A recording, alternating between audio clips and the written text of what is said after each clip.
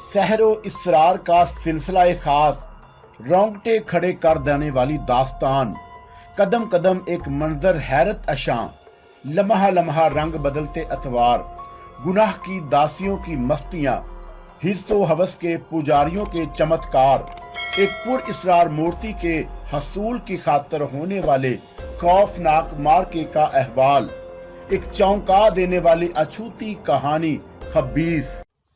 मैं क्षमा चाहती हूँ, उसने हाथ बांध कर कबीर दास से कहा, परंतु एक धर्मशाला का मुनीम आपसे फौरी तौर पर मिलना चाहता है। कारण उसे किसी मामले में आपकी आज्ञा की जरूरत है। और लड़की ने इस बार दर्जीदा निगाहों से मेरी तरफ देखकर कहा। उसकी जानब मेरी पुश थी, लेकिन सामने आईना में उसकी हरकत को बतौर खास नोट किया था। वो अपना सिलसिला कलाम जारी रखते हुए बोली, आपसे मिलकर वो कुछ हिसाब किताब करना चाहता है, और मैं हिसाब किताब करने का आदी नहीं हूँ। कौशलिया, कबीर दास ने फैसला कौन अंदाज में जवाब दिया। मुनीब से कह दो कि धर्म कर्म के कामों में दौलत मेरे लिए कोई अहमियत नहीं रखती।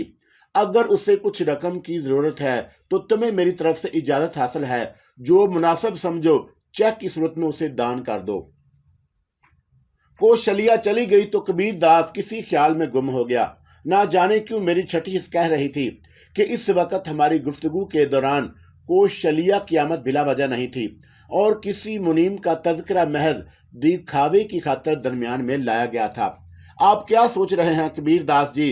मैंने धीमे लहजे में कहा, और फिर उठते हुए बोला, और मेरा ख्याल है कि मैंने आपका बहुत सारा कीमती समय बर्बाद कर दिया। कोई बात नहीं, उसने दोस्ताना अंदाज में जवाब दिया। मैं आपके साथ हमदर्दी के सिवा कुछ और नहीं कर सकता, लेकिन एक नसीहत जरूर करूंगा। बोशन जैसे 2 महीने 2 मुंह वाले सांप से जितना दूर रहें उतना ही अच्छा है, और कारोबारी दुनिया में कोई भी उसे अच्छे नाम से याद नहीं करता। मैं आपकी नसीहत का ख्याल रखूंगा, और अगर मेरे लायक कोई और खिदमत हो तो जरूर याद कीजिएगा। कबीर दास ने इस बार भी बड़ी अपनायत का इज़हार किया। अगर मैं आपकी कोई सेवा कर सका तो मुझे खुशी होगी। आपकी इस मोहब्बत का बहुत बहुत शुक्रिया।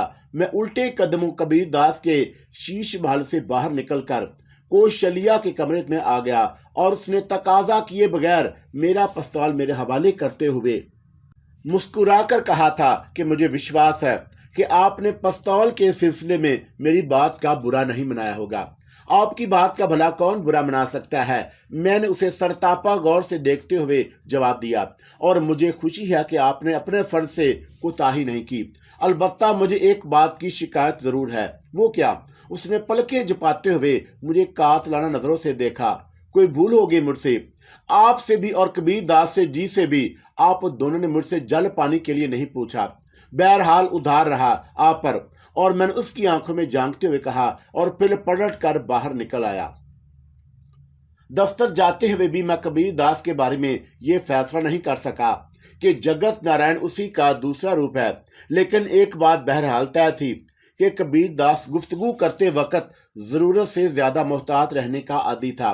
उसे अपने चेहरे के तासरात पर मुकम्मल इख्तियार था, और जगत नारायण के सिलसिले में मैंने जो नाजीबा और सख्त जुमले कहे थे वो उन्हें भी अमृत समझकर पी गया। रास्ते में मेरी निगाह बार बार अकबी शीशे की जानब उठ रही थी, और मैं किसी मुमकिन तआकुब का या अचानक होने वाले हमले के पेश नज़र खासा मोहतात था, लेकिन बाजार में किसी गाड़ी पर शुबा नहीं कर सका। और फिर मेरे ज़हन में अचानक एक ख्याल बड़ी सूरत से उभरा। क्या रदीम ने वाकई मेरी दरख्वास्त पर अपने आदमियों को मेरी निगरानी और हिफाजत करने से रोक दिया था? मैं दफ्तर पहुंचा तो वह हुस्ना पहले से मेरे दफ्तर में मौजूद थी, और वो कुछ मुस्तरिब नजर आई, और मेरे बैठने के बाद उसने बगैर किसी तहमीद के कहा, अब बोशन की मौत का वक्त आ गया है, और मेरा मशवरा है कि अब आपको इस नेक काम कर गुजरने में देर नहीं करनी चाहिए। और मैंने तुमसे वादा किया है कि अब बोशन मेरे हाथों से नहीं बढ़ सकेगा, लेकिन कुछ दुश्वारियां पेश आ सकती हैं। वो क्या? आपने बराह रास्त कबीर दास या जगत नारायण के घर जाकर अच्छा नहीं किया। कुछ काली ताकतें आपके खिलाफ सर उभार रही हैं। काल का मैंने हुस्ना के चेहरे को गौर से देखा। उसने कहा था कि दुनिया की कोई ताकत उसकी मौजूदगी में बोशन को फांसी के फंदे तक नहीं ले जा सकती, और मैंने गंदी ताकतों से अब डरना छोड़ दिया है। वजह पूछ सकती हूँ? हुस्ना ने मुझे बड़ी संजीदगी से मुखातब किया। माँ की मौत। और मेरे असाब में खंचाव पैदा होने लगा और इसने एक बार मुझे धमकी दी थी कि मेरे वालिद के बाद, ये आपकी जाती राय है, लेकिन कम अज कम कालका का आपकी माँ की मौत से कोई ताल्लुक नहीं है। तुम मुझसे ने यकीन से किस तरह कह सकती हो? मैं उलझने लगा। मेरे अलावा किसी और ने भी आपको इस बात का यकीन दिलाया था और मेरे ज़हन में उस्मान गनी का तस्वर उभरा और मैंने हुस्ना को देखा। उसकी आंखों की गहराई इस बात की तर्जुमानी कर रही थी कि वो उस्मान गनी के बारे में भी बहुत कुछ जानती है और मैंने उसे खरीदने की खातिर दरियाफ्त किया। तुमने जिसकी जानब इशारा किया है उसके बारे में और क्या जानती हो? कालका ने एक मौका पर आपसे कहा था कि आपके कदम डगमगाने का वक्त आ गया है। उसने गलत नहीं कहा था। क्या मतलब? मैंने हैरत का इजहार किया। जिस हादसे को आप ख्वाब समझ रहे हैं वो ख्वाब नहीं, हकीकत। क्या कहना चाह रही हो? मलिहा से मुलाकात में आपके इरादे को दखल नहीं था और जो कुछ फार्म हाउस में हुआ उसका इल्म वहां मौजूद लोगों के जहनों से भी मिटा दिया गया है, लेकिन उन लम्हात के कुछ अहम सबूत हासिल कर लिए गए हैं जो आपको किसी इशारे पर चलने को मजबूर कर सकते हैं। ये और बात है कि उसकी ताकत आपके बहुत काम आएगी। शायद कालका भी उस तूफान के सामने कदम ना जमा सके, लेकिन क्या? मैंने तेजी से सवाल किया। तुम्हारा इशारा किसकी तरफ है? जो होना था वो हो चुका है और जो होना है वो होकर रहेगा। हुस्ना ने गोल मोल जवाब दिया और फिर अपना मुतालबा दोहराते हुए बोली, बोशन के सिलसिले में मुझसे अब ज्यादा इंतजार मुमकिन नहीं होगा, लेकिन तुमने कहा था कि अभी मेरे रास्ते में कुछ दुश्वारियां भी हायल हो सकती हैं और वो रुकावटें वक्ती होंगी। उसके लहजे में एतमाद के अलावा मुसर्रत का भरपूर इजहार भी था। अकबर दुरानी के बारे में तुम क्या जानती हो? वही जो आप समझ रहे हो। मैं तुम्हारी जुबान से सुनना चाहता हूं। मैं मजबूर हूं। उसने उठते हुए कहा कि मैं भूषण की मौत तक आपका साथ दे सकती हूं, लेकिन उसके बाद हमारे रास्ते हमेशा के लिए अलग अलग हो जाएंगे। कोई ऐसी बात जो तुम बताना नहीं चाहती? भूषण की मौत के बाद आपको मेरे बारे में सब कुछ मालूम हो जाएगा।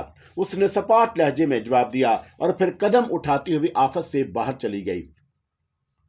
मेरे ज़हन में उस्मान गनी का तस्वर उभर आया।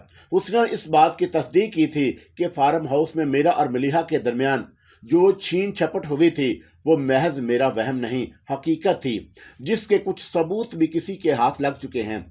और नदीम से सरसरी इस्तग़फ़ार के बाद मुझे इस बात का यकीन आ गया कि उसे मेरे फार्म हाउस जाने या वहाँ पेश आने वाले वाक़यात के बारे में कोई इल्म नहीं है। और राजू ने मुझे बहुत करीब से देखा था और मेरी उसके दरमियान गुफ्तगू भी हुई, लेकिन हुस्ना के बयान के मुताबिक किसी नादुदा कुव्वत ने राजू के जहन को भी पूरी तरह वाश कर दिया। और इस ख्याल के साथ ही मेरे जहन में दानिश की कही हुई बात गूंजी कि उस उस्मान गनी के बारे में यही कहा था कि वो जिन्नों के किसी कबीले से ताल्लुक रखता है और हमारे अगवा के बाद वो जिस आसानी से लोहे के मजबूत और वजनी दरवाजे को चौखट समेत किसी खिलौने की तरह हटाकर निकल गया था, वही उसकी बेपनाह कुव्वत के इजहार के लिए बहुत काफी था। मैंने किताबों में यही पढ़ा था कि उस पोशीदा मखलूक हमारे अकीदे के मुताबिक आग से पैदा किया गया है और मुस्तकिल मजाज और आम इंसानों के मुकाबले में ज्यादा काम करने वाले होते हैं।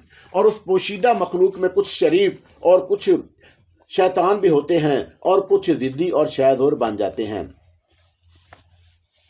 शैतान सिफत तबीयत से इंसान को परेशान करने में खास लुत्फ हासिल करते हैं और शायद उस्मान गनी भी उन्हीं बद किरदार जिन्नों में से एक था जो किसी साए और हवा की तरह मेरे पीछे पड़ गया।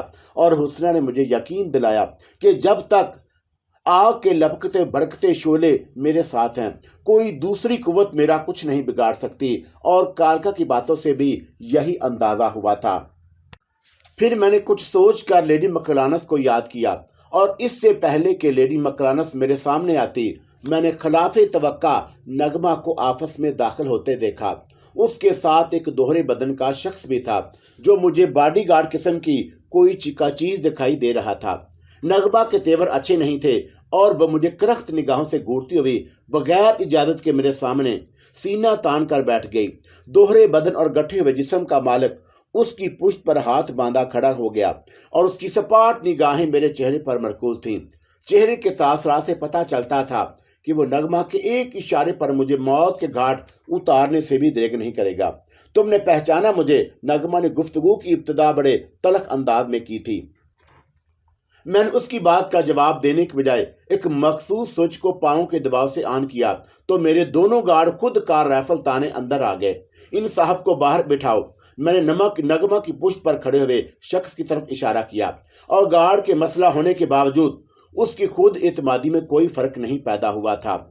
شاید اسے اپنی صلاحیت پر بہت زیادہ اعتماد تھا، اور میرا جملہ سنتے ہی اس کے ہاتھ تیزی سے نیچے ہوئے تھے، لیکن اس سے بیشتر کہ کسی سے ٹکراؤ کی صورت پیدا ہوتی، نغمہ نے ہاتھ بلند کر کے اشارے سے اسے باہر جانے کو کہا، اور جواب میں اس نے سر کو خفیف سی جنبش دی اور پھر مجھے کینہ توڑ نگاہوں سے گھورتا ہوا باہر چلا گیا۔ معاف کیجیے گا محترمہ، میں نے نغمہ کو انجان نظروں سے گھورتے ہوئے معذرت کی۔ میں اپنے آفس میں پرائیویٹ اور مسئلہ گارڈ کی کسی قسم کی کسی شے کو پسند نہیں کرتا، اور مجھے حیرت ہے کہ اس سے اندر کس طرح آنے دیا گیا۔ تمہارے مسئلہ گارڈ اس کی تلاشی لے چکے تھے۔ اس نے بدستور نفرت کا اظہار کیا۔ اس کے پاس سے ہتھیار قسم کی کوئی چیز برآمد نہیں ہوئی تھی۔ پھر اسے ساتھ لانے کا مقصد کیا تھا؟ میں نے بڑی سادگی سے پوچھا۔ کیا آپ کا وہ سیکرٹری یا پی اے تھا؟ نہیں، وہ میرا محافظ ہے، لیکن اسلحے کے بغیر بھی وہ 4-5 مسلح آدمیوں کے لیے بہت بھاری ہے، اور میں کئی موقعوں پر اس کی طاقت کا حیرت انگیز کھیل تماشا دیکھ چکی ہوں۔ ہو سکتا ہے کہ آپ درست فرما رہی ہوں، لیکن تم نے اس وقت میرے یہاں آنے کا مقصد نہیں پوچھا۔ اس نے مجھے خطرناک اور تیز نظروں سے گھورا۔ فرمائیے، میں آپ کی کیا خدمت کر سکتا ہوں؟ میں نے بدستور شرافت کا مظاہرہ کیا۔ میں اس 2 کوڑی کے کرائم رپورٹر سے ملنے آئی ہوں جس نے مجھے فون پر بلیک میل کرنے کی جرات کی تھی، اور میرا خیال ہے کہ آپ غلط جگہ پر آ گئی ہیں۔ میں نے بے پرواہی کا مظاہرہ کیا۔ یہ کسی اخبار کا دفتر نہیں ہے۔ تم نے مجھے مغربی ساحل پر کیفے 1+ میں آنے کی دعوت کیوں دی؟ اس کا لہجہ تسخیق امیز تھا۔ آپ کو ضرور کوئی غلط فہمی ہوئی ہے، اس لیے کہ میں آپ سے ابھی پوری طرح سے واقف بھی نہیں ہوں۔ کروڑ پتی تاجر سیٹھ نعمان کا نام سنا ہے کبھی؟ اس نے تکبر سے جواب دیا، اور میں ان کی بیٹی نغمہ ہوں۔ خوبصورت نام ہے، لیکن آپ کی گفتگو میں اس نام کی کوئی بات اب تک مجھے نظر نہیں آئی۔ Shut up! وہ یک لخت بپھر گئی اور میز پر مکہ مارتے ہوئے بولی، مجھے صرف یہ معلوم کرنا ہے کہ تم نے کرائم رپورٹر بن کر مجھ سے ملنے کی کوشش کیوں کی تھی؟ غلط فہمی کا علاج شاید لقمان حکیم کے پاس بھی، لیکن میرے پاس ہے، وہ میرا جملہ کاٹ کر بولی، اور پھر پرس سے اپنا چیک بک نکالتے ہوئے کہا، بکو، تمہیں کتنی رقم درکار ہے؟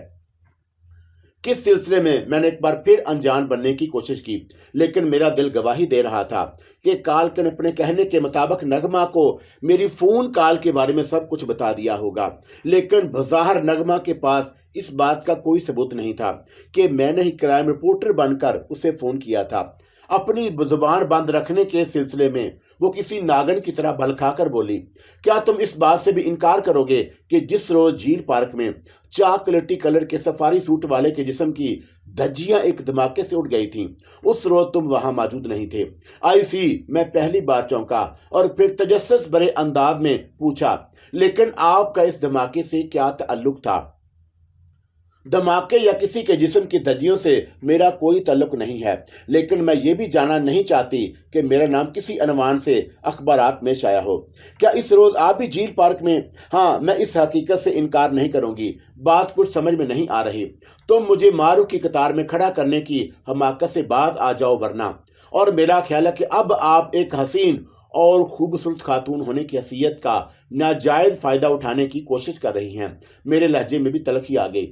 میں اپنی نجی مصروفیات کے سلسلے میں کسی قسم کی، اور میں بھی یہی چاہتی ہوں، وہ حیرت انگیز طور پر سرد پڑ گئی، اور پھر کچھ توقف سے بولی، مجھے معلوم ہے کہ سلمان قیصر کسی ایک کا غلام بن کر نہیں رہ سکتا، اور مجھے یہ بھی علم ہے کہ تمہاری معروف کی حسین سیکرٹری ملیحہ بھی اس کا شکار ہو چکی ہے، لیکن میں دل کے ہاتھوں مجبور ہوں۔ وہ بے باک ہونے لگی، اور جو چیز مجھے ایک بار پسند آ جائے میں اسے ہر قیمت پر حاصل کر لینے کی عادی ہوں۔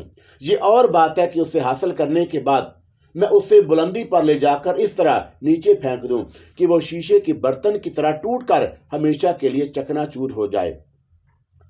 کیا یہ سلمان کیسر جیسے خوبصورت شاعر کے ساتھ ظلم نہیں ہوگا؟ میں نے دبی زبان میں سرگوشی کی۔ یہ سوچنا میرا کام ہے، وہ ہاتھ ملتے ہوئے بولی۔ تم نے جو کچھ جھیل پارک میں دیکھا یا سنا ہے اسے بھول جاؤ، میں صرف یہی کہنے آئی ہوں، اور میں تمہیں اس کی قیمت بھی دے سکتی ہوں۔ کچھ چیزیں بڑی انمول ہوتی ہیں، میں نے جان بوجھ کر اس کی نیلی آنکھوں کی گہرائیوں میں غوطہ لگاتے ہوئے مدھم لہجے میں کہا۔ میں نے اس روز جھیل پارک میں اس چاکلیٹ کلر میں ملبوس سفاری سوٹ والے کو سلمان کیسر کے پاس بڑھتے دیکھا تھا۔ اس کے ارادے نیک نہیں تھے، اور پھر آپ اچانک درمیان میں آ گئی۔ اس کے بعد سفاری سوٹ والا کسی نامعلوم خطرے کی بو سونگھ کر بے تحاشا بھاگا تھا، لیکن ایک ہولناک دھماکے کے ساتھ ہی۔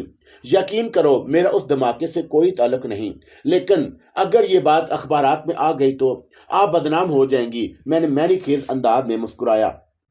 نغمہ نے فوراً ہی کوئی جواب نہیں دیا اور چند ثانیے تک خاموش بیٹھی نچلا ہونٹ چباتی رہی، اور پھر میری طرف دیکھ کر آواز میں بولی، کیا میں امید رکھوں کہ آپ میری درخواست کو قبول کر لیں گے؟ مجبوری ہے، ورنہ آپ کا باڈی گارڈ میں غیر مسئلہ ہونے کے باوجود 4-5 افراد پر بھاری پڑ سکتا ہے۔ میں اس وقت غصے میں تھی۔ اس نے جلدی سے وضاحت کی اور پھر مسکرا کر بولی، کبھی گھر پر تشریف لائیے، اطمینان سے باتیں ہوں گی۔ اس نے اپنا کارڈ نکال کر میرے سامنے میز پر رکھ دیا۔ معروف اور کرائم رپورٹر والی باتیں آپ کو کس ذریعے سے معلوم ہوئی؟ میں نے پہلی بار معنی خیز لہجے میں پوچھا۔ گویا آپ مانتے ہیں کہ میری انفارمیشن غلط نہیں ہے، وہ دوستانہ لہجے میں بولی۔ یہ میرے سوال کا جواب نہیں۔ آپ کبھی تشریف لائیں گھر پر؟ وہ ایک ادا سے مسکرا کر اٹھتے ہوئے بولی۔ آپ کو تمام سوالات کے جوابات پوری وضاحت سے مل جائیں گے۔ کہیں یہ میرے لیے کوئی ماؤس ٹریپ تو نہیں ثابت ہوگا؟ میں بھی کرسی سے اٹھ گیا۔ شاید اس کے حسن کی حشر سامانیوں نے مجھے ایسا کرنے پر مجبور کر دیا تھا۔ ٹریپ کا لطف تو ٹریپ ہو جانے کے بعد ہی محسوس کیا جا سکتا ہے، اس کا لہجہ میں نے کیا تھا، اور پھر وہ اپنا پرس لہراتی میرے دل پر بجلی گراتی ہوئی آفت سے باہر چلے گئی، اور میں کھلے دروازے کی طرف دیکھتا رہا، اور میرے اندر کا سویا ہوا شیطان پھر آہستہ آہستہ سر ابھار رہا تھا، لیکن شاید اس میں میرے ارادے کا کوئی دخل نہیں تھا۔ ہر چند کے نغمہ نے معروف اور کرائم رپورٹر والے سلسلے میں میری بات کا جواب نہیں دیا تھا، لیکن میرا دل گواہی دے رہا تھا کہ اس میں صرف کالکا کی خباستوں کے سوا کسی اور کا ہاتھ نہیں ہو سکتا، اور میں کچھ دیر تک خاموش کھڑا اس سونے دروازے کی جانب دیکھتا رہا جس سے نغمہ کسی معطر ہوا کے جھونکے کی مانند گزر کر گئی تھی، اور پھر میں اس طرح چونکا جیسے کسی سحر سے آزاد ہو گیا ہوں، اور میں دوبارہ اپنی کرسی پر بیٹھا تو ایک مانوس آواز میرے کانوں میں گونجی، میرے بچے، تم نے مجھے یاد کیا تھا؟ اور میں نے پلٹ کر دیکھا۔ لیڈی مکلانس میرے سامنے ہمیشہ کی طرح اپنے اسی لباس میں موجود تھی جس میں نے اسے روز اول دیکھا تھا، اور مجھے یاد آ گیا کہ نغمہ کے آنے سے پہلے میں نے اسے ذہنی طور پر آواز دی تھی، اور میں الجھ گیا ہوں لیڈی مکلانس، میں نے تھکے ہوئے لہجے میں کہا۔ مجھے تمہاری رہنمائی کی ضرورت ہے۔ رہنمائی؟ وہ بڑی سنجیدگی سے بولی۔ رہنمائی کے لیے تمہاری اپنی مقدس کتاب موجود ہے، اور روز اول سے روز آخر تک ہر سوال اور اس کا جواب تمہاری کتاب میں موجود ہے۔ اسے دیکھیے، پڑھیے اور سمجھنے کی عادت اختیار کرو۔ یہ تم کہہ رہی ہو؟ میں نے حیرت کا اظہار کیا۔ ہاں، میں سفید فام ہونے کے باوجود تمہاری اس کتاب پر ایمان رکھتی ہوں، اور اس کے ساتھ ساتھ بلیک میجک اور پیش گوئیاں بھی کرتی ہوں۔ میں نے ہلکا سا طنز کیا۔ میری بات چھوڑو، تم ابھی کہہ رہے تھے کہ بہت الجھ گئے ہو۔ لیڈی مکلانس، میں نے سنجیدگی سے کہا، تمہاری الجھن کیا ہے؟ حسنہ کون ہے؟ میں نے دریافت کیا۔ تم نے کہا تھا کہ وہ میرے کام آ سکتی ہے۔ ہاں، میں نے غلط نہیں کہا تھا۔ کیا وہ تمہیں اپنی پیش بہا معلومات سے آگاہ نہیں کر رہی؟ لیکن کچھ باتوں کا جواب قبل از وقت دینا ہمارے بس کی بات نہیں ہوتی۔ اس نے میری بات سنے بغیر کہا، اور ہر سپر پاور بھی پر کوئی نہ کوئی پابندی ضرور ہوتی ہے۔ وہ بوشن کی موت کی خواہاں کیوں ہے؟ کیوں؟ وہ میں نے خیز لہجے میں بولی۔ کیا تم بوشن کو زندہ دیکھنا چاہتے ہو؟ نغمہ کو میرے بارے میں کس نے اطلاعات فراہم کی؟ میں نے دوسرا رخ اختیار کیا۔ تمہاری کالکا رانی نے۔ اس بار لیڈی مکلانس کرسی پر پہلو بدل کر بولی، اور حالات کی توڑ پھوڑ نے اب اسے بھی کینچنی بدلنے پر مجبور کر دیا ہے، اور وہ تمہارے خلاف بہت سارے بہاد کھولنا چاہتی ہے، شاید اس لیے کہ اب اس کی کالی اور ناپاک قوتیں بھی تمہارے حق میں غیر مؤثر ثابت ہو رہی ہیں۔ عثمان غنی کی وجہ سے میں نے اسے خریدنے کی خاطر تیزی سے سوال کیا۔ میرا خیال ہے کہ تم نے کبیر داس سے مل کر اچھا نہیں کیا۔ وہ میرے سوال کو نظر انداز کر کے بولی، وہ تمہارے لیے خطرناک ثابت ہو سکتا ہے۔ حیرت ہے میں نے استہزائیہ انداز اختیار کیا، جب مجھے تمہاری اور عثمان غنی کی حمایت حاصل ہے تو پھر کبیر داس یا جگت نارائن میرا کیا بگاڑ سکتا ہے؟ فی الحال میں اس کا جواب بھی نہیں دوں گی، البتہ اس بات کی پیش گوئی کر سکتی ہوں کہ تمہارے اوپر ایک برا وقت بھی آنے والا ہے جو تمہارے لیے ایک آزمائش ہوگا۔ بھوشن یا جگت نارائن، میں نے مسکرا کر پوچھا، تمہارا اشارہ کس کی طرف ہے؟ اجلی سفید پوشاک پر سیاہ چکنائی کا دھبا لگ جائے تو مشکل سے جاتا ہے۔ کیا میں یہ سمجھوں کہ اب تم بھی کالکا کے خلاف زبان کھولنے سے گھبرا رہی ہو؟ کالکا، لیڈی مکلانس کے چہرے پر زلزلے کی کیفیت طاری ہونے لگی، اور میرے سامنے وہ ایک کھلونے سے زیادہ حیثیت نہیں رکھتی، اور میں نے تم سے کہا تھا کہ اس کی مورتی میری گلشن والی لائبریری میں شیشے کے ایک باکس میں بند ہے، اور اس کی روح میری ایک معمولی سی غلطی سے میرے قبضے میں آتے آتے نکل گئی، لیکن وہ زیادہ دنوں تک مجھ سے نہیں بڑھ سکے گی، اور میں نے تم سے وعدہ کیا ہے کہ ایک بار پھر میں تمہیں اپنی لائبریری کی سیر کراؤں گی۔ اس روز تم کھل کر اپنی کالکرانی سے بات کر لینا، لیکن آخری بار ہو سکتا ہے کہ میں مرنے سے پہلے اپنی لائبریری کو تباہ کر دوں، اور اگر وہ تباہ ہوئی تو وہ تمام ارواح کی بھی ہمیشہ کے لیے ختم ہو جائیں گی۔ اور میرے اوپر آنے والے برے وقت کے بارے میں مجھے افسوس ہے، میں تمہیں صرف آگاہ کر سکتی ہوں، کوئی تفصیل نہیں بتا سکتی اور مشورہ بھی نہیں دے سکتی۔ گویا تم بھی سپر پاور کی لپیٹ میں آ گئی ہو، یہی سمجھ لو۔ بوشن کے بارے میں تمہارا کیا خیال ہے؟ تمہاری حسنہ کی خواہش کا احترام کرنا ہوگا، لیڈی مکلانس دبی زبان میں کہا، اور پھر وہ اچانک کسی سراسیمہ نظر آنے لگی۔ اس کی نگاہیں اس طرح ماحول کا جائزہ لے رہی تھیں جیسے وہ کسی آنے والے خطرے کی بو سنگ رہی ہو، اور پھر اس سے بیشتر کہ میں کچھ پوچھتا وہ یک لخت میری نظروں سے اوجھل ہو گئی۔ لیڈی مکلانس کا اس طرح واپس لوٹ جانا کوئی نیک شگون نہیں تھا، اور پھر اس سے بیشتر کہ میں اس کی گول مول باتوں سے کوئی نتیجہ اخذ کر سکتا۔ باہر سے افراتفری کی آوازیں سنائی دیں، اور کوئی میرے آفس کے باہر کراہتا ہوا گرا۔ شاید آنے والوں نے میرے گارڈ کو قابو کر لیا تھا، یا پھر موت کے گھاٹ اتار دیا، اور خطرے کے احساس کے ساتھ ہی میں نے برق رفتاری سے اٹھنے کی کوشش کی، لیکن اچانک 6-7 نقاب پوش رائفل تانے دندناتے ہوئے اندر گھس آئے، اور میں نے فوری طور پر کوئی جوابی کارروائی کا ارادہ ترک کر دیا۔ تمہیں ہمارے ساتھ چلنا ہوگا، ایک نقاب پوش نے آگے آتے ہوئے سرد اور شفاف لہجے میں حکم دیا۔ کسی قسم کی حماقت کی کوشش تمہیں جہنم رسید کر سکتی ہے۔ کس کے آدمی ہو؟ بکو مت، وہ گرایا۔ ہم یہاں تمہارے سوالات کے جواب دینے نہیں آئے۔ جگت نارائن کو شاید میرا کبیر داس سے ملنا پسند نہیں آیا۔ میں نے خود کو بے پرواہ ثابت کرنے کی کوشش کی۔ ہم کو ان باتوں سے کوئی غرض نہیں، اور ہم یہ بھی نہیں جانتے کہ تم کس کی بات کر رہے ہو، لیکن کسی نہ کسی نے تمہیں وقت مت ضائع کرو، اس نے سرد لہجے میں کہا، اور پھر اس سے کے اشارے پر 2 آدمیوں نے آگے بڑھ کر مجھے پوری قوت سے پکڑ کر دروازے کی طرف دھکا دیا تو میں چکرا گیا۔ وہ فولادی قوت کے مالک تھے اور میری کھوپڑی چڑکنے لگی، لیکن میں نے احتیاط سے کام لیا، اور میں پوری طرح ان کے نرغے میں تھا، اور ان کے ارادے نیک نہیں تھے، اور میرے پاس ان کے حکم کی تعمیل میں قدم اٹھانے کے سوا کوئی دوسرا راستہ بھی نہیں تھا۔ وہ مجھے خود کا رائفلوں سے دھکیلتے ہوئے باہر لے آئے، اور میرا اندازہ غلط نہیں تھا۔ میرے دونوں گارڈز باہر فرش پر اوندے منہ پڑے تھے، اور جس کمرے میں میرا عملہ بیٹھتا تھا اور دوسرے شعبے کام کرتے تھے، اس کے باہر بھی 2 نقاب پوش پوری طرح چوکس نظر آ رہے تھے، گویا انہوں نے پورے فلور کو کنٹرول میں لے رکھا تھا، اور میں ان کے اشارے پر عمل کرتا ہوا لفٹ کی طرف بڑھنے لگا۔ ایک نقاب پوش نے آگے بڑھ کر لفٹ کو کال کرنے کا بٹن دبایا، اور وہ تمام کے تمام ہر خطرے سے بے نیاز نظر آ رہے تھے۔ مجھے تم لوگ کہاں لے جاؤ گے؟ پرستان، ایک نقاب پوش نے کرخت لہجے میں جواب دیا۔ وہاں خوبصورت پریاں تمہاری تیل مالش کریں گی، اور تم شاید حالات سے ناجائز فائدہ اٹھانے کی کوشش کر رہے ہو۔ ہمیں حالات کی نہیں، صرف اپنے فائدے کی فکر رہتی ہے، اور اپنے فائدے کے لیے ہم ناجائز اور جائز کے چکر میں نہیں پڑتے۔ خود کار اسلحے کے بل بوتے پر بدماشی کرنا میرے نزدیک مردگانگی نہیں کہلاتی۔ فکر مت کرو، وہ قہر آلود لہجے میں بولا، ہمارے ساتھ چلو، ہم تمہیں بغیر اسلحہ کے بھی فری اسٹائل کرنے کی دعوت ضرور دیں گے، اور 1 to 1 کے اصول پر۔ اس کے بعد تمہیں شاید ہماری جسمانی طاقت کا اندازہ بھی ہو جائے گا، اور لفٹ کے پاس کھڑا ہوا نقاب پوش بھی میری طرف متوجہ تھا، اس لیے کہ وہ بھی لفٹ کا دروازہ کھلتے ہوئے نہیں دیکھ سکا، لیکن میں نے لفٹ کھلتے ہی خطرے کی بو محسوس کر لی۔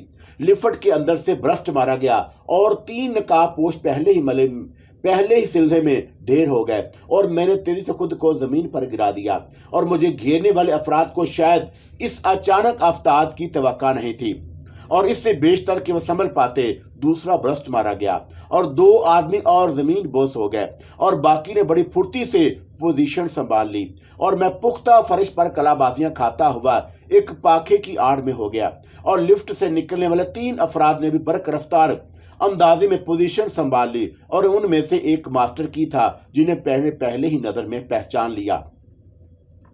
دونوں جانب سے اندھا دھند فائرنگ ہو رہی تھی، اور میں فرش پر کلورنگ کرتا ہوا ایک اور محفوظ مکان تک پہنچ گیا، اور اب میرا آٹومیٹک ریوالور میرے ہاتھ میں تھا، اور میں نے فرش سے اٹھنے کی کوشش نہیں کی، اور دوسری شکل میں تڑتڑانے والی گولیوں میں سے کوئی ایک میرے وجود کو بھی چاٹ جانے سے گریز نہ کرتی، اور مجھے اپنے دشمنوں کی صحیح تعداد کا اندازہ نہیں تھا، لیکن میرے محتاط اندازے کے مطابق اب ان کی تعداد گھٹ کر 4-5 تک رہ گئی تھی، اور اچانک میری نگاہوں کے سامنے ایک شعلہ سا لپکا، ایک خوفناک دھماکہ ہوا، اور پھر 2 نقاب پوش اور فضا میں اڑتے ہوئے خاک نشین ہو گئے۔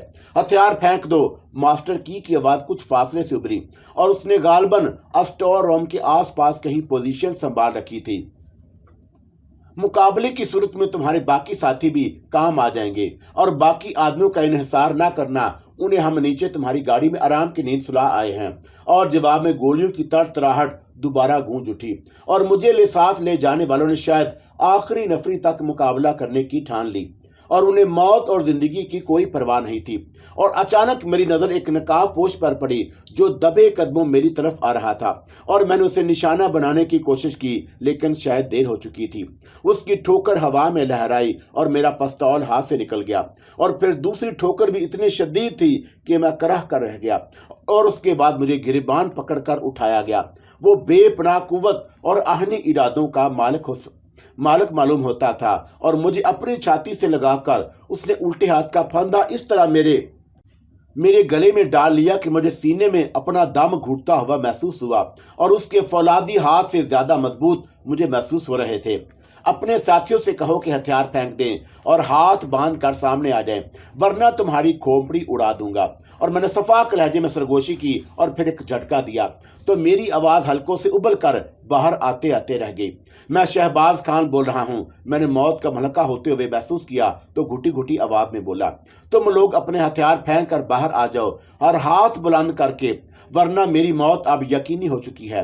شاباش، تم عقل مند آدمی معلوم ہوتے ہو، آہنی قوت والے ہاتھ نے کہا، اور میرا جواب دینے سے بیشتر ہی 2 آدمی رائفل پھینک کر سامنے آ گئے۔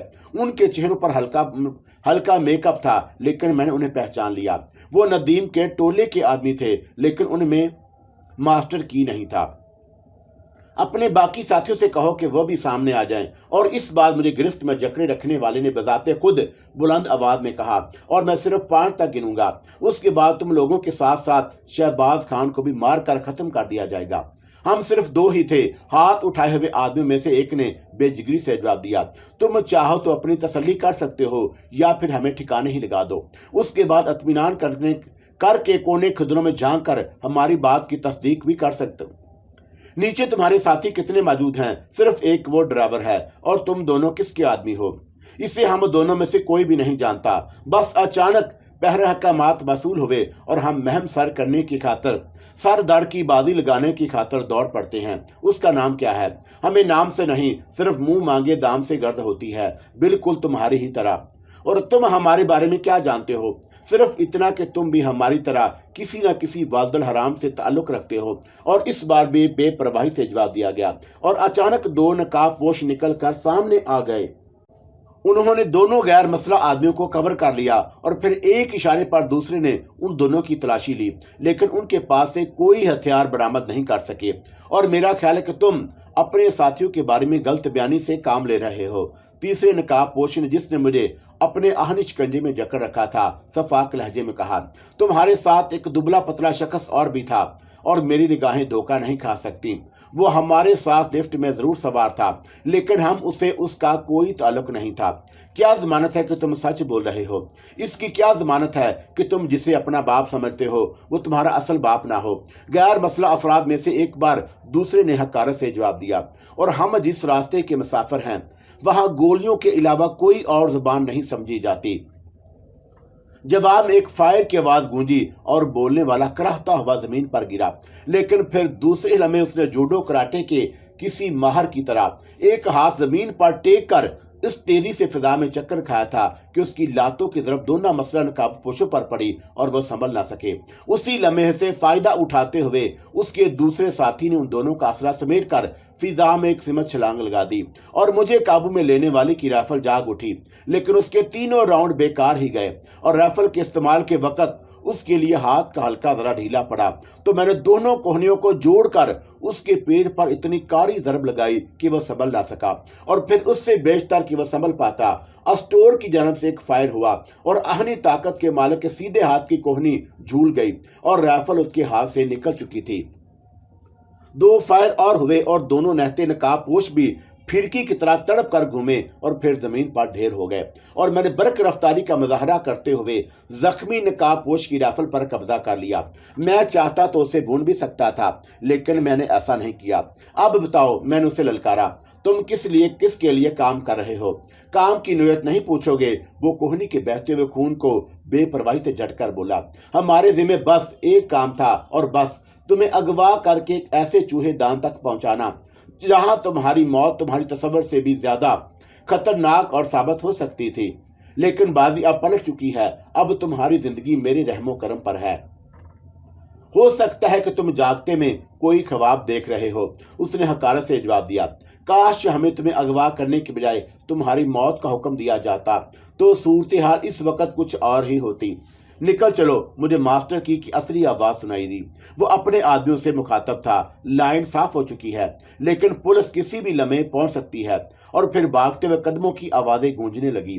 मास्टर की ने लिफ्ट की बजाय वापस जाने पर शायद अकबी रास्ते को तरजीह दी और जख्मी नकाबपोश को वह गालबन मेरी सवाबदीद पर छोड़ गया था। और मेरा ख्याल है कि अब खुल ही जाओ, वरना पुलिस का ड्राइंग रूम ट्रीटमेंट तुम्हारी जुबान खोलने पर मजबूर कर देगा। मजबूरी है, वो अजीब अंदाज में बोला।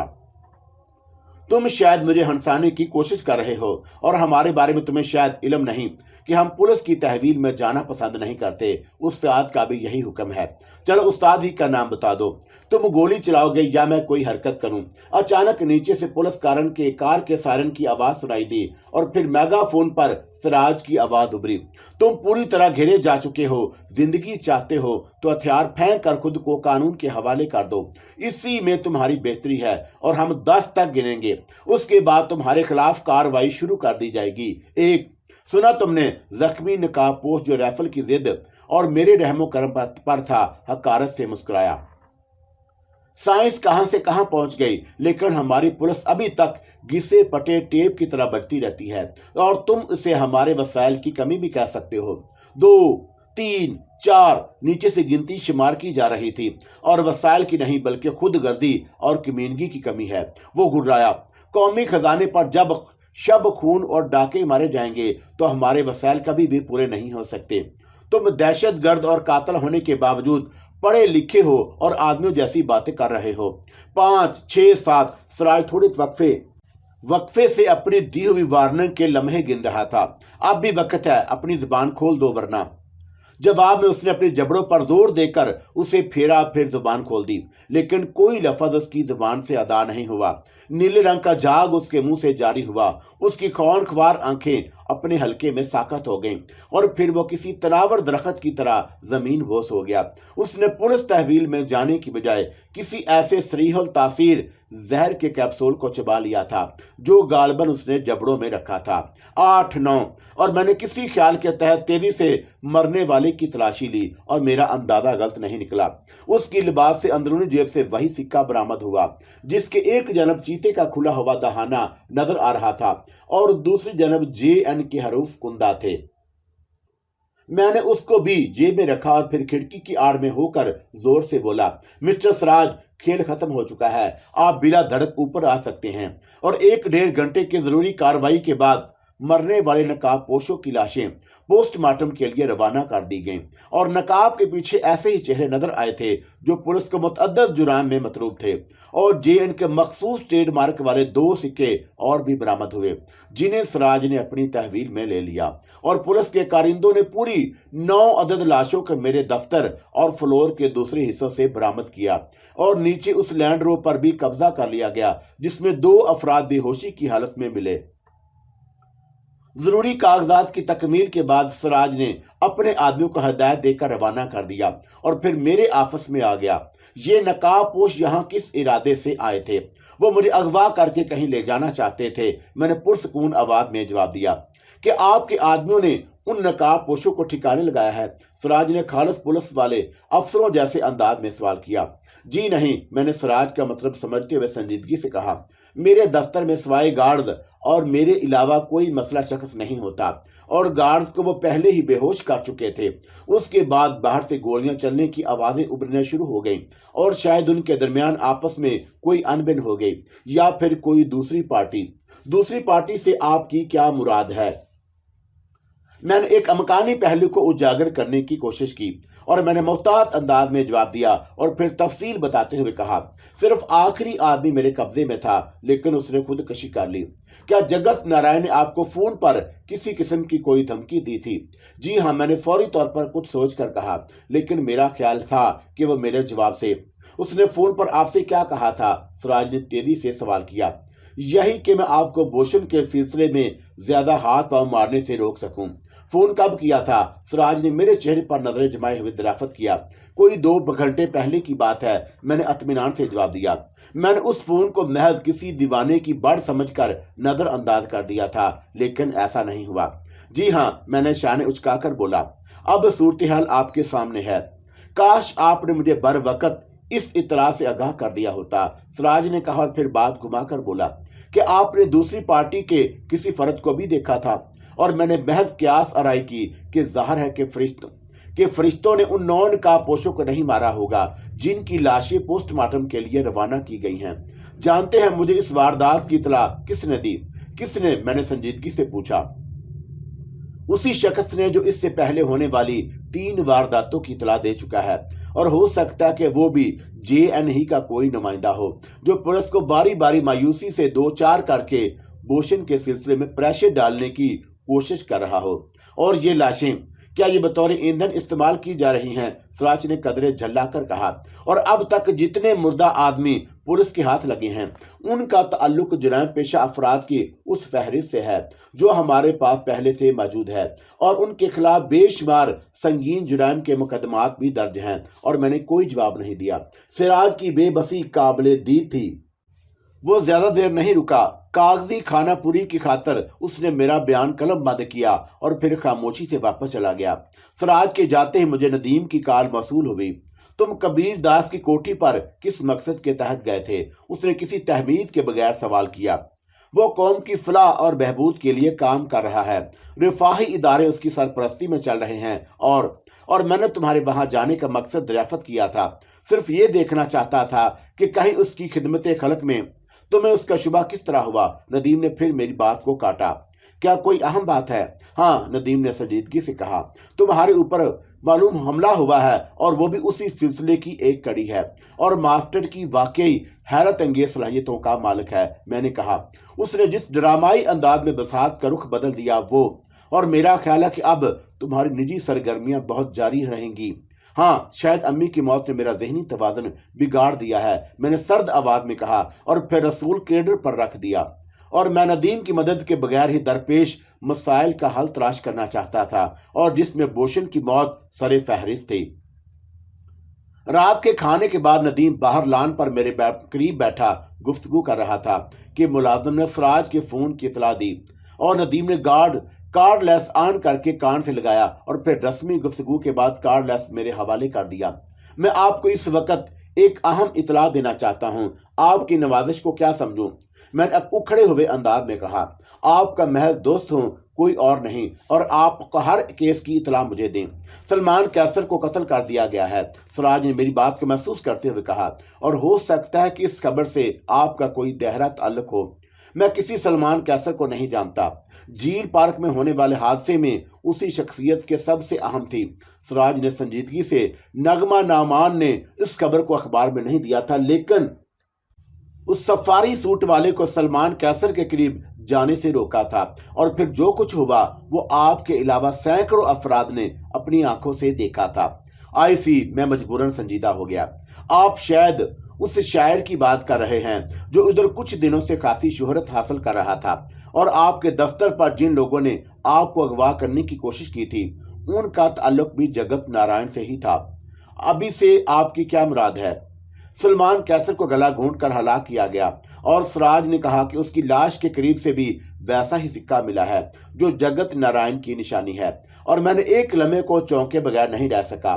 نغمہ اسی سلمان کیسر کی وجہ سے مجھ سے ملی تھی، اور مجھے یقین تھا کہ کالکا نے اسے میرے خلاف بھڑکایا ہوگا، اور کرائم رپورٹر والی حیثیت کا انکشاف کالکا کی ہی شرارت تھی۔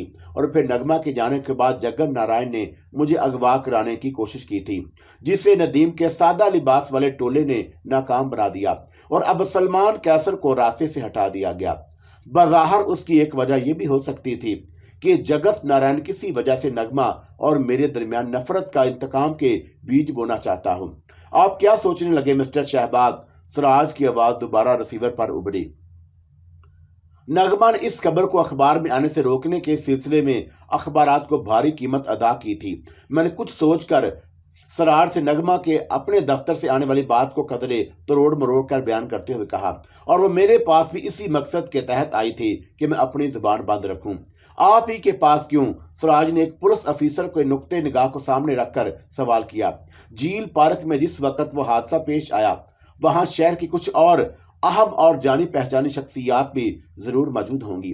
آپ کا شبہ درست ہے، میں نے جلدی سے وضاحت کی، اور پھر بولا، ہو سکتا ہے کہ اس بار نادیدہ قوتوں نے دشمنوں کے خلاف مل کر پوری طرح مجھے گھیرنے کی کوشش کی ہو، اور نغمہ سراج کے بعد سلمان کیسر کا قتل اسے بھی میرے خلاف شکوک و شبہات میں مبتلا کر سکتا ہے، اور ہو سکتا ہے کہ آپ کا اندازہ درست ہو، لیکن آپ پر دفتر میں داخلہ کیا گیا تھا اور اس میں ایک نہیں 2 پارٹیاں ملوث تھیں۔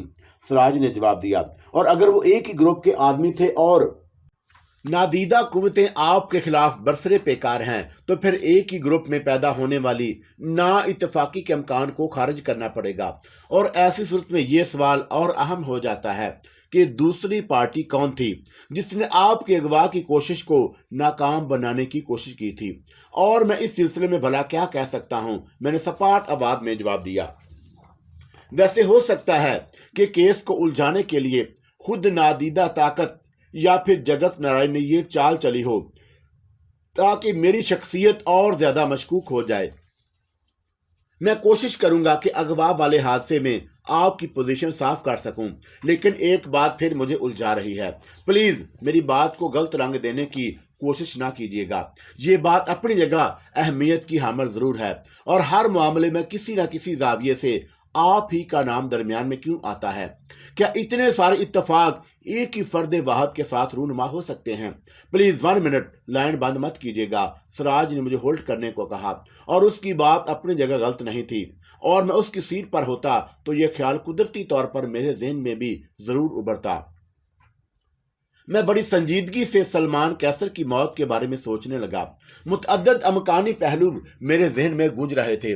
کیا سلمان کیسر کے علاوہ کچھ اور لوگ بھی نغمہ میں دلچسپی لے رہے تھے جنہوں نے سلمان کیسر کو محض رقابت کی بنا پر قتل کرا دیا، اور اس قتل کے لیے اور بھی بے شمار اجرتی قاتلوں کی خدمات حاصل کی جا سکتی تھیں؟ اور پھر قتل ہی کیا ضروری تھا کہ اگر بات رقابت اور نغمہ کے حصول کی تھی تو پھر سلمان کیسر کو اغوا کرانے کے بعد نغمہ کو بآسانی گھٹنے ٹیکنے پر مجبور کیا جا سکتا تھا۔ اور دوسری بات جو سب سے اہم تھی وہ یہ تھی کہ کبیر داس سے میری ملاقات کے بعد سے جگت نارائن کی سرگرمیاں تیز ہو گئی تھیں، اور وہ محض خوف اور دہشت اور مجھے مرعوب کرنے کے خاطر اپنے قیمتی آدمیوں کی زندگی اور موت کی ہولی کھیلنے پر کیوں آمادہ ہو گیا؟ اور اگر وہ صرف میری موت کا خواہاں تھا تو پھر مجھے اغوا کرنے والی کوشش کس کھانے میں فٹ نہیں آتی تھی؟ جو لوگ میرے گارڈ کی رکاوٹ دور کر کے میرے آفس تک पहुंच चुके थे वो मुझे शूट भी कर सकते थे। शायद ऐसी सूरत में मास्टर की और उसके साथियों को मेरा बचाव करने के लिए मौका भी मुयस्सर ना आ सकता। मिस्टर शहबाज, सिराज की घबराई हुई आवाज दोबारा मेरे कानों में गूंजी। दूसरी लाइन पर DIG की कॉल थी। नामालूम आदमी ने कुछ देर बेशतर फोन पर इस बात की धमकी दी है कि अगर भूषण को मौत की सजा दिलवाने की कोशिश तर्क ना की गई तो DIG साहब की मौत भी बहुत अजियतनाक साबित हो सकती है। खुदा का शुक्र है कि कम अज कम मेरा नाम दरमियान में नहीं आया। मैंने हल्का सा इस्तेहज़ाइया अंदाज इख्तियार किया और फिर फौरन ही संजीदगी इख्तियार करके बोला, और मेरा मशवरा कि जो गार्ड इस वक्त DIG की हिफाजत पर मामूर हैं उन्हें फौरी तौर पर हटाकर आप अपने एतमाद के आदमियों को ये अहम जिम्मेदारी सौंप दें, और मेरा ज़ाती ख्याल भी यही है। सिराज ने गुफ्तगू करने की खातिर कहा, और मुझे फौरी तौर पर DIG साहब से मुलाकात करनी है, इसलिए कि आपसे कल किसी वक्त गुफ्तगू होगी। और एक अहम नुक्ता बाकी रह जाता है, मैंने तेजी से कहा। DIG ही क्यों, केस फाइल और तमाम जरूरी बयानात आपके पास मौजूद हैं। अदालत में भूषण के खिलाफ मुकदमे की कार्रवाई भी आप ही को निपटाने का फर्ज निभाना होगा, और ऐसी सूरत में मैं समझ रहा हूं, सिराज ने उलझते हुए जवाब दिया, और हो सकता है कि जगत नारायण या काली कुव्वतें एक बार फिर मुझे भूषण के सामने घुटने टेकने पर मजबूर करना चाहती हूं, और दूसरी जन्म से सिलसिला मुंतके हो गया तो मैंने नदीम को तमाम तफसील से आगाह कर देना ही मुनासिब समझा, और वह मेरी बात गौर से सुनता रहा। और फिर मैंने गुफ्तगू खत्म की तो उसने मुस्कुराकर कहा, क्या बात बज़खा खेज नहीं कि नगमा की खातर सिर्फ सलमान कैसर ही को खत्म कराया गया, जबकि मेरी मालूमात के मुताबिक उसके चाहने वालों की फहरिस्त खासी तवील है। लेकिन इन दिनों शायद वो सिर्फ सलमान कैसर में दिलचस्पी ले रही थी।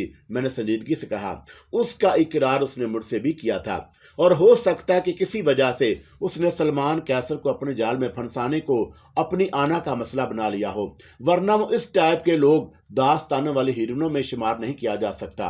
ओह, गोया तुम भी नगमा के सिलसिले में खासी मालूमात रखते हो। रखनी पड़ती है माय डियर, नदीम ने बेपरवाही से जवाब दिया, और मेरा ताल्लुक जिस बिजनेस से है उसमें मारुख, नगमा और इसी कमाश की दूसरी लड़कियां बहुत अहम रोल प्ले करती हैं। जगत नारायण के बारे में तुम्हारी मालूमात कहां तक पहुंची? नदीम ने गुफ्तगू का रुख अचानक बदला तो मैं चौंक के बगैर नहीं रह सका। उसने अपना सिलसिला कलाम जारी रखते हुए कहा कि अपने पैरों पर खड़ा होना बड़ी अच्छी बात है, लेकिन किसी को दोस्त समझकर मशवरा लेने में कोई हर्ज भी नहीं है, और मैं इसे कोई अहमियत नहीं दे रहा हूं, इसलिए कि वो मैं महज भूषण की वजह से। सिर्फ भूषण नहीं बल्कि उसमें तुम्हारी कालका रानी का हाथ भी जरूर शामिल होगा। कालका, मैंने उस नाम को दोहराया जो मेरी जिंदगी के साथ जोंक की तरह चिमट कर रह गया था, और मेरे वजूद के अंदर फिर अथल पथल शुरू हो गई। दूसरी सुबह मैंने दफ्तर जाने की बजाय प्रोफेसर इब्रार से मिलने उसकी लेबॉर्ट्री की तरफ रवाना हो गया, और कालका ने यही शर्त लगाई थी कि अगर मैं फार्मूले की चोरी के सिलसिले में उसकी मदद करूं तो वो मेरे हक में कुछ रायतें दे सकती है। लेकिन इस वक्त फार्मूला चोरी करने के बहाने से नहीं, बल्कि मैं एक सच्चे मुहब्बे वतन होने के नाते प्रोफेसर से मिलना चाहता था, और उसे बताना चाहता था कि अभी तक कमज़ोर ताकतें जो बड़ फार्माने ने अपना आप नहीं रखती, अब भी उसके फार्मूले के हसूल का ख्वाब देख रही हूं। और मेरा ख्याल था कि कालका मेरी नकलो हरकत से बेखबर ना होगी, और नगमा को मेरे खिलाफ भड़का कर उसने अपनी जानब से खुली जंग का आगाज कर दिया था, और उससे अपने मकसद में कामयाबी नहीं हुई थी, जिसके फौरन बाद उसने जगत नारायण के आदमियों को मेरे खिलाफ बरसरे बेकार होने पर उकसाया। मगर मास्टर की ने और उसके सिर्फ 2 साथियों ने बसात का रुख पलट दिया था। इस शिकस्ते 2-4 होने के बाद सलमान कैसर को रास्ते से हटा दिया गया, मगर इस सिलसिले में अभी ना मैंने नगमा से बात की थी और ना उसने मुझे फ़ोन किया। अलबत्ता मुझे पूरी तवक्का थी कि सलमान की मौत ने नगमा को ज़हनी कोफत और अजियत से 2-4 कर दिया होगा, और दफ्तर में मुझे अगवा करने की कोशिश के बाद से अब रुखसाना ने भी मुझसे मिलने की कोशिश नहीं की थी, और वो महज भूषण के सिलसिले में मुझसे शाकी थी। क्या प्रोफेसर से आपका पहले से कोई मुलाकात का वक़्त तय है? एक दराज कद और छरीरे बदन के शख्स ने अंदर दाखिल होकर बड़े मुहज्जब लहजे में दरियाफत किया। आपकी तारीफ, खाकसार को अहमद गौरी कहते हैं। उसने हाथ में पकड़ी हुई एक खूबसूरत डायरी के खुले हुए सफ़े पर नजर डालते हुए कहा, 10-11 साल से प्रोफेसर के साथ काम कर रहा हूं और मुलाकात करने वालों को प्रोफेसर से मशवरा करने के बाद कोई वक़्त देना भी मेरे फ़राइज़ में दाखिल है, लेकिन आज की तारीख में आपके नाम का कोई अंदराज नहीं है, इसलिए आपकी फर्द शनासी काबिल तहसीन है। मैंने मुस्कुराकर जवाब दिया, दरअसल मैंने बराह रास्त प्रोफेसर इब्रार से मुलाकात की दरख्वास्त की थी, और अगर ऐसा ना होता तो शायद सिक्योरिटी का वो अमला जो चेक पोस्ट पर मौजूद है मुझे आसानी से यहाँ तक आने की इजाज़त कभी ना देता। मुलाकात की नौइयत क्या होगी? उसने दूसरा सवाल किया और फिर जल्दी से वजाहत करते हुए बोला, दरअसल प्रोफेसर इब्रार इतने मसरूफ शख्स हैं कि अक्सर उन्हें कुछ भी याद नहीं रहता, और आपका नाम अगर उनके ज़हन में महफूज ना होता तो वो आपको यहाँ तक आने की इजाज़त कभी ना देते। लेकिन उन्हें याद नहीं आ रहा होगा कि आपसे उनकी मुलाकात कब और कहाँ हुई थी। आप उनसे मिसेस मार्गरेट की मौत का जिक्र कर दें, वो मुझे पहचान जाएंगे। अहमद गौरी ने मार्गरेट की मौत का जिक्र मेरी जुबान से सुनने के बाद हैरत से मुझे देखा, लेकिन कुछ कहे बगैर अंदर चला गया। उसके जाने के तकरीबन 20 मिनट बाद प्रोफेसर अपनी ऐनक ठीक करता हुआ कमरे में दाखिल हुआ। वो तनहा नहीं था, उसके साथ एक नौउम्र लड़की भी थी, और दोनों ने लेबॉर्ट्री का मखसूस लिबास पहन रखा था। लड़की खासी खूब कबूल सूरत थी, और उसके अंदर काम करने की लगन भी नजर आ रही थी। और प्रोफेसर इब्रार भी अहमद गौरी की तरह कुछ देर तक मुझे खाली नजरों से देखता रहा और फिर खुश्क लहजे में बोला, मार्गरेट को इंतकाल किए आखिरी बार आप अपनी मिसेस से हमारे साथ ही मिले थे। मैंने एक इशारा दिया तो वो चौंका। सॉरी, वो माजरत करता हुआ मेरे करीब आकर बैठ गया। आपका नाम मेरे ज़हन में महफूज था, लेकिन मुझे एहसास है कि आप किस कदर मसरूफ आदमी हैं। फरमाइए, इस वक्त कैसे आना हुआ? क्या हम यहाँ? मैंने अपना जुमला नामुकम्मल छोड़कर नौउम्र लड़की की जानब देखा। और मार्गरेट के बाद अब क्या बाकी रह गया है? प्रोफेसर ने उदास लहजे में जवाब दिया, और मैंने अब अपनी रिहाइश गाह में भी यही लेबॉर्ट्री में इख्तियार कर ली है, और मुझे एहसास है कि मिसेस के इंतकाल के बाद आप किसी काम से आए थे। उसने मेरी बात काट कर खिलाफ तवक्का वो बहुत संजीदा हो गया, और शायद मार्गरेट के जिक्र ने उसके सुकून को बर्बाद कर दिया था। मुझे शुबह है कि कुछ लोग अब भी दुनिया के हर मुल्क में होता है। प्रोफेसर ने चिड़चिड़ेपन का मुजाहरा किया। न्यूक्लियर पावर के खास ठिकाने और दिफाई फार्मूलों पर काम करने वाले अफराद पर दुश्मन की नजर रहती है, और हिफाजती इंतजाम कभी मौसर साबित होते हैं और कभी धरे के धरे रह जाते हैं। मैं मौत से नहीं डरता, जब आना होगी तो बिन बुलाए आ जाएगी। रहा किसी चोरी का सवाल या किसी के अचानक अगवा होने का मामला, तो ये सोचना मेरा नहीं, हुकूमत का काम है। मैं जो कुछ कर रहा हूँ वो भी मुल्क के मफाद में कर रहा हूँ, और अगर ज़ाती मफाद का ख्याल होता तो शायद मार्गरेट। सर, लड़की ने कहा, आपको शायद फ्रेश जूस की ज़रूरत होगी, मैं अभी लाई। वो ये कहती हुई बाहर निकल गई। मैं महसूस कर रहा था कि मार्गरेट की मौत के गम ने प्रोफेसर को ज़हनी तौर पर पहले के मुकाबले में कुछ ज्यादा चिड़चिड़ा और बदी बना दिया था।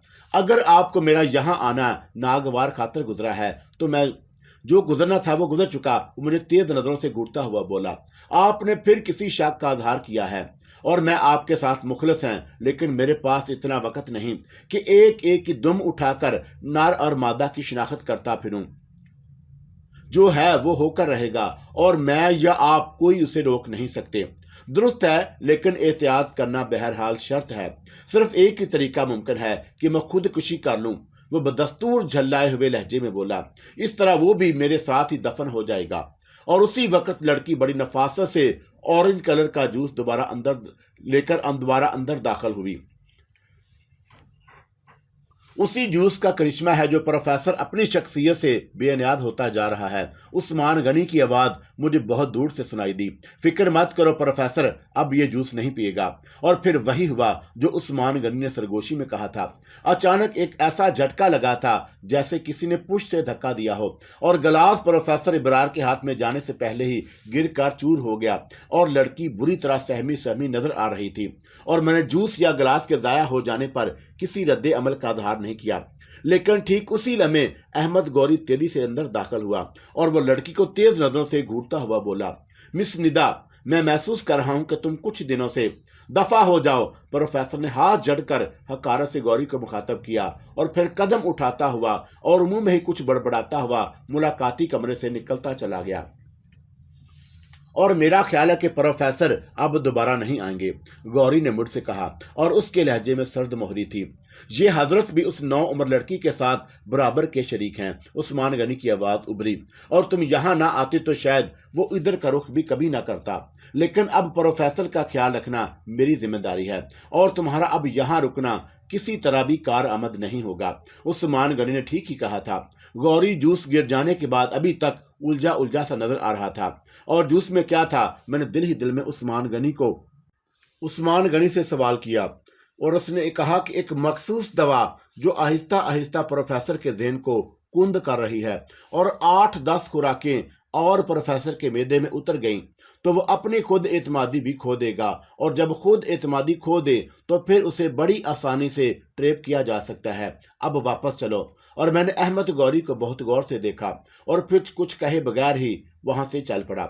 और मेरे रुखसत होते वक्त भी निदा कुछ ज्यादा ही मायूस नजर आ रही थी और आखिरी चेक पोस्ट तक मैंने खामोशी इख्तियार कर रखी और फिर आहिस्ता से बोला, क्या तुम अब भी यहीं कहीं मेरे आसपास मौजूद हो? परेशान मत हो, मैं पुश्त की सीट पर लेटा आराम कर रहा हूँ और मैं शुक्रगुजार हूँ कि तुमने मुतअद्दिद मौक़ों पर मेरी मदद की है, मैंने संभल कर बोहा। और ताली एक हाथ से नहीं दोनों से बढ़ती है, उसका जवाब मैंने खेर था। सलमान कैसर की मौत में किन लोगों का हाथ है? हर काम में टांग उड़ाना अच्छा नहीं होता। जिंदगी बड़ी मुख्तसिर है। उस मुख्तसिर अरसे में इंसान को तफक्कुरात पालने के लिए सिर्फ उन हसीन और खूबसूरत चेहरों पर नजर रखनी चाहिए जो जिंदगी गुजारने की हसीन अलामतें होती हैं। निदा तुम्हें कैसी लगी? और मेरा ख्याल है कि अब उसका बुरा वक्त करीब आ गया है। नहीं, वो बेपरवाही से उसने जवाब दिया। अहमद गौरी निदा का बाल भी बिका नहीं कर सकेगा। और जगत नारायण के शोबदे बाजियों के बारे में तुम्हारा क्या ख्याल है? क्यों वक्त बर्बाद कर रहा है? जवाब बड़ी पुरएतमाद लहजे में दिया गया। और जब तक मैं तुम्हारा दोस्त तुम्हारे साथ हूं, तुम्हें किसी बात की परवाह नहीं करनी चाहिए, लेकिन इस शर्त पर कि तुम मेरी खुशियों का भी ख्याल रखना होगा। क्या तुम्हारा तल्लक? हाँ, तुम्हारे दोस्त ने गलत नहीं कहा था कि मेरा तल्लक उन्हीं के एक कबीले से है। क्या मैं तुम्हें, अगर तुम्हारी यही खुशी है तो मुझे देख भी लो। और इस बार मेरे बराबर वाली सीट से आवाज आई थी और मैंने निगाहों का जाविया बदला तो चौंक उठा। इस वक्त मेरे साथ एक खूबसूरत और मासूम चेहरे वाला लड़का भी सफर कर रहा था जिसकी उम्र 17-18 साल से ज्यादा नहीं होगी। क्या यही तुम्हारा असली चेहरा है? मैंने सबल कर दराफत किया। जो लोग असली और नकली के चक्कर में उलझ जाते हैं वो कभी सुकून का सांस नहीं ले सकते। उसने बड़ी बेबाकी से बाईं आंख की पलक झपकाते हुए मैंने खेत अंदाज में कहा, बहरहाल मैं तुम्हें जब भी नजर आऊंगा उसी चेहरे में नजर आऊंगा, लेकिन एक बात का ख्याल रखना कि मेरा चेहरा और मेरी आवाज तुम्हारे सिवा कोई और नहीं देख सकेगा। इसलिए कभी गलती से दूसरों की मौजूदगी में मुझसे बातें करने की हमाकत ना करना, वरना तमाशा बन जाओगे। क्या तुम मुझे हुस्ना, लेडी मकरानस और कालका के बारे में कुछ बताना पसंद करोगे? मैंने एक सुनहरी मौका से फायदा उठाने की कोशिश की। फिलहाल नगमा को तुम्हारी जरूरत है, वो मेरे सवाल को नजरअंदाज करके बोला। अगर किसी आशिक की निगाहों के सामने उसके महबूब को कत्ल कर दिया जाए तो उसे संभलने में कुछ वक्त दरकार होता है। ऐसे में किसी अपने की रफाकत भी जख्म के लिए तरियाक साबित होती है। मैं समझा नहीं तुम किसकी बात कर रहे हो। सलमान कैसर के जो बिन खुले मर जा गया, उस्मान गनी ने सीट की पूंछ से टेक लगाते हुए जवाब दिया। जिस वक्त सलमान कैसर का कत्ल हुआ उससे 2 मिनट पहले नगमा उसकी आगोश में सर रखे मोहब्बत के ख्वाब देख रही थी, और मैंने अगर उसे वहां से ना हटा दिया होता तो शायद उसका फूल जैसा नादक और महकता हुआ वजूद भी मिट्टी में मिल जाता। क्या नगमा को? नहीं, वो मेरी बात समझकर तेजी से बोला, तुम्हारे अलावा मेरा किसी और से कोई ताल्लुक नहीं, और तुम भी इस बात को राज रखना, वरना शायद संदली अंगूठी की तरह तुम मुझे भी खो दोगे। तुम संदली अंगूठी के राज से मैं चौंका। नगमा को तुम्हारी मोहब्बत के 2 बोल की शदीद जरूरत है और किसी वक्त मौका निकालकर उसे जरूर मिल लेना। वो मेरे सवाल को यकसर नजरअंदाज कर गया। کیا ملیحہ کے سلسلے میں بھی تم نے ہی مجھے اکسایا تھا؟ صرف ایک اشارہ کیا تھا اور تم پھرکی کی طرح ناچنے لگے۔ اور پروفیسر اور ندا کی فکر مت کرو، میں کم از کم ندا کو کوئی نقصان نہیں پہنچنے دوں گا۔ اور دولت کی ہوس نے اسے اندھا کر دیا ہے، لیکن اس کے باوجود اس کی نو عمری اور حسن کی پانیاں اپنی جگہ بدستور قائم ہے۔ اس نے پھر میری بات کو کوئی اہمیت دیے بغیر مسکرا کر دوبارہ بولا، اب تمہارے ذہن میں شاید بوشن کا موت کا تصور کل بلا رہا ہوگا، اور لیکن تالی دونوں ہاتھوں سے بجتی ہے۔ تم میرے اشارے پر عمل کرتے رہو اور تمام خطروں سے بے نیاز ہو جاؤ۔ میں تمہاری حفاظت کا خیال رکھوں گا اور نغمہ سے ملتے جلنے رکھنا۔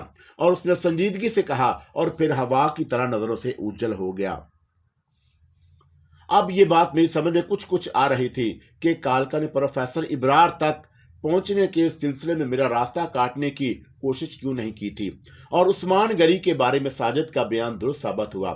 اس نے انسانی روپ میں آ کر مجھ سے گفتگو کی تھی، اور اس کی گفتگو سے یہی ظاہر ہو رہا تھا کہ اس کا تعلق رنگین مزاج جن کے ٹولے سے ہے، اور بار بار وہ ملیحہ، نغمہ، مارخ اور ندا کے بارے میں چٹخارے لے کر باتیں کر رہا تھا، اور شاید میں اسی کے اشارے پر ملیحہ سے ملا تھا، اور کسی کو کانوں کان خبر نہیں ہوئی، اور راجو نے مجھے صرف دیکھا تھا، بلکہ میرے اور اس کے درمیان ندیم کے فارم ہاؤس پر گفتگو بھی ہوئی، لیکن اس نے ندیم سے کچھ نہیں کہا۔ یقیناً عثمان غنی نے اپنی آچھی قوتوں سے اس کا ذہن واش کر دیا ہوگا، اور بوشن کے سلسلے میں اس نے اپنی طاقت کی کھل کر وضاحت کر دی، اور اس نے صاف الفاظ میں کہا تھا کہ میں اس کے اشاروں پر عمل کرتا رہوں اور تمام خطروں سے بے نیاز ہو جاؤں۔ میں اشاروں والی بات سے محض ایک مقصد اخذ کر سکتا تھا کہ اس نے مجھے زندگی کی بھرپور مسرتوں اور حسین لڑکیوں کے ساہرانہ انداز سے لطف اندوز ہونے پر اکسانے کی کوشش کی تھی، اور جنوں کے بارے میں نے اکثر سنا تھا کہ وہ جن لڑکی پر بھی عاشق ہو جاتے ہیں اور آسانی سے اس کا پیچھا نہیں چھوڑتے، لیکن عثمان غنی اس کے برعکس ثابت ہوا۔ وہ مجھے حسین چہروں کے جلووں سے سرشار ہوتے دیکھ کر نہ جانے اپنے کس جذبے کو تسکین دینا چاہتا تھا، اور میری نگاہوں سے اوجھل ہوتے وقت بھی اس نے خاص طور پر نغمہ سے مل کر اسے ہمدردی کے دو بول بولنے کی تاکید کی تھی۔ عثمان غنی سے بات ہو جانے کے بعد مجھے اس بات کا اندازہ بھی ہو گیا کہ وہ میری مصروفیات کے بارے میں بھی خاصا علم رکھتا ہے۔ دفتر پہنچ کر میں نے 2-4 ضروری کام نمٹائے اور پھر اٹھنے کی کوشش کرنے لگا کہ حسنہ آ گئی، اور اس وقت وہ بہت خوش دکھائی دے رہی تھی۔ کیا میں تمہاری خوشی کی وجہ دریافت کر سکتا ہوں؟ میں نے 2-4 رسمی جملوں کے بعد اسے کلیدنے کی خاطر پوچھا۔ بوشن وہ یک لک سنجیدہ ہو گئی۔ میں دیکھ رہی ہوں کہ اب اسے اذیتوں سے 2-4 ہونے میں زیادہ دن نہیں لگیں گے، اور خوشی اس بات کی ہے کہ وہ اذیتیں اسے تمہاری طرف سے نصیب ہوں گی۔